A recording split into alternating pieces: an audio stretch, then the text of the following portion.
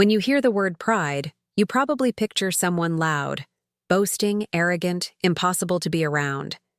Here's what almost nobody tells you. That's not the version that's actually running your life. There's a kind of pride so quiet it doesn't even feel like pride at all, and Solomon named it exactly, 3,000 years before anyone diagnosed it as anything else. For most of us, pride isn't a lion. It's a whisper. It doesn't roar into a room. It just quietly changes your reaction in the moments nobody's watching. And here's something worth knowing before we go further. If you've never once thought of yourself as a prideful person, that might be exactly why you need to hear this today. I want to show you what pride actually looks like when it isn't loud, and exactly how to start loosening its grip. Proverbs 16:18, pride goes before destruction, and a haughty spirit before a fall. Solomon isn't describing a personality type here. He's describing a posture of the heart, and that posture shows up in places you would never expect to find it. So let's be honest about what we usually picture. Pride is the coworker who won't stop talking about themselves, the friend who can't let anyone else win, the person who makes every room about them. And yes, that's pride too.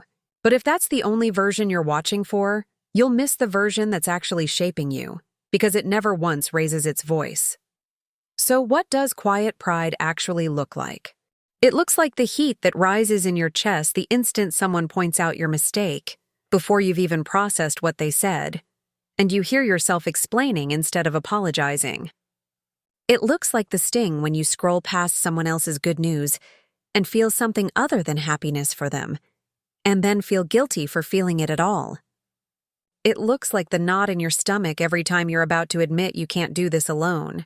Pride dressed up as independence because needing help feels like becoming a burden.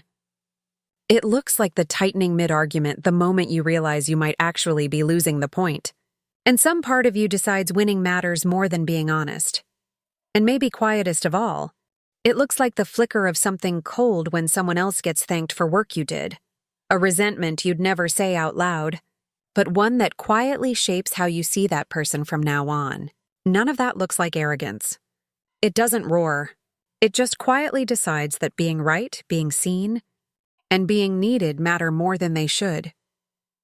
Proverbs calls the voice behind all of this folly, not because you're foolish, but because folly's entire strategy is convincing you that your worth depends on winning, being right, being needed, being seen. Wisdom asks something much smaller every time. What would it actually cost you to let this one go? To say you're right? To ask for help out loud? To be glad for someone else anyway? That's the whole fix. None of these moments were ever proof that you were strong. They were proof that no one had shown you yet that letting go doesn't cost what pride tells you it costs. The heat when you're corrected feels like self-respect, but it's just folly protecting an image. The sting at someone else's good news feels harmless, but it's a scoreboard you never needed to keep. The knot when you won't ask for help feels responsible, but it's pride wearing independence as a costume. The need to win an argument feels like conviction, but it's choosing to be right over being honest. And the quiet resentment feels justified, but it's pride keeping score you were never meant to keep. None of this is named to shame you. It's named because the moment you can hear folly's voice clearly, you're already listening to wisdom instead, warmly. If even one of these was you, you are not alone, and this isn't the end of the story. That's not how this verse ends. Hold on to this promise.